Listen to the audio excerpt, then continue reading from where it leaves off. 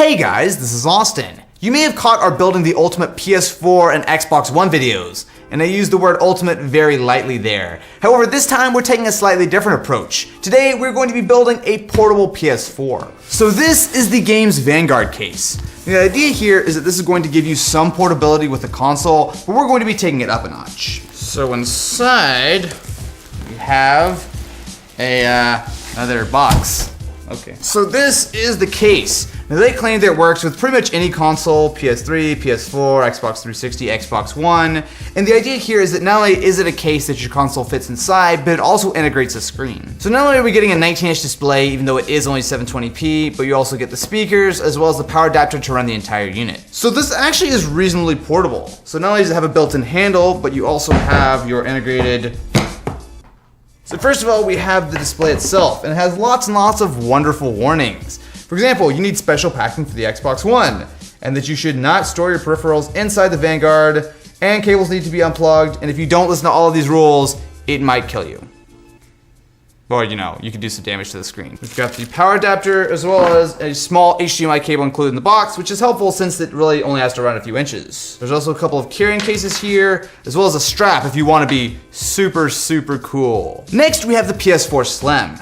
Now the main reason for going with this over the Pro is to do with power efficiency. Since this needs a lot less power to run, it's going to make things a lot simpler when we actually get this thing fully portable. And since it's smaller and lighter, it fits in here easily, and it's a 720p screen. You don't really need a PS4 Pro anyway. The only slight issue is that the PS4 Slim isn't technically supported, but I think it should fit. So what you need to do is get it underneath the straps, and then just tighten things down, and I think that should work. Between the foam pad and the straps, I don't think that's going anywhere. And the cool thing is we actually still have access to all of our ports. So you have our USBs up front as well as Blu-ray, and we can still get access to everything around back, including power as well as HDMI. So we have the games case on, power up our PS4, and in theory, we should be up and gaming. So after turning down the sharpening just a little bit, it looks like we're pretty much good to go.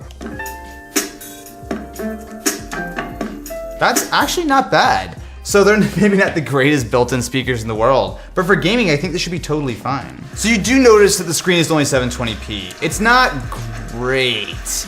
I think though for a portable setup, it's something I could live with. So not only is it matte, but you actually have pretty solid viewing angles. And when something I actually do really appreciate is the idea that it's a pretty decent sized screen.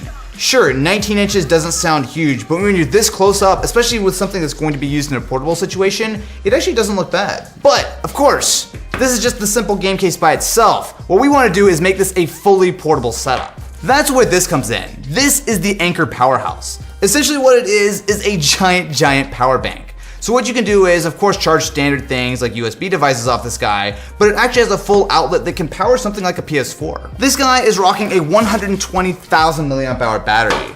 Now to put that in perspective, Anker claims that that should be able to run something like a mini fridge for like 7 hours. Oh man, it's like the size of a car battery. This is giant, wow. It actually has a really nice feeling handle too. It feels sturdy. So not only do you have the input, but you also have a 12-volt cigarette lighter, 4 USB ports which can charge everything from a smartphone to a tablet with pretty decent speed, as well as what we want, which is the full outlet. Now the idea for something like this is sort of more of like a giant, like an emergency battery. So not only can you do stuff like charge your phone a ton of times off this guy, but you can even charge something like a laptop. But what we want to do is power our full PS4 portable setup purely off of this guy. So this is everything we need to make our portable PS4 happen. We have the games case with the PS4, cables, accessories, controllers, as well as our powerhouse. So hopefully everything works. One of the things that we were a little bit worried about while we were trying to get everything set up here, and the reason why we went with the PS4 Slim is because of the power draw. So even though this is one of the biggest batteries that you can get, it still does have a 120 watt limit, which should be fine for the PS4 Slim. So the way we've got this set up is that the PS4 and the games case are running to a multi-tap, and this is just going to plug straight into our battery bank. All right, monitor's up. PS4 looks like it's PS4ing. Controller up, and we're good. All right.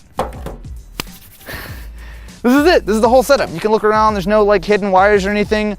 Literally, it's just the games case with the monitor. We got all our cables nicely tucked around, and we're pretty much up and running with the PS4. The last step though is to get on the internet. Now, of course, some games are going to run just fine without it. However, through the magic of tethering, okay, so maybe not blazing speeds, but the important part is we are actually fully up and running on our PS4.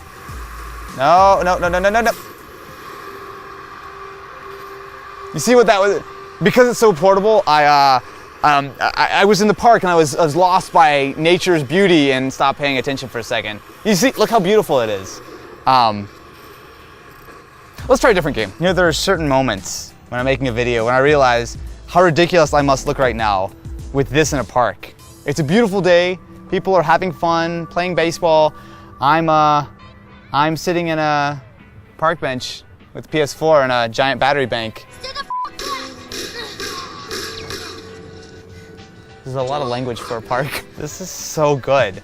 I'm surprised at how, because you look at the spec and it's a 720p screen, and yeah, you can see that it's not the sharpest. Like, there's definitely a little bit of downscaling going on, but this is totally usable. And the most important thing is the screen is bright enough and it's matte enough that even outside it's totally usable. So in about 10 minutes we lost 4% battery.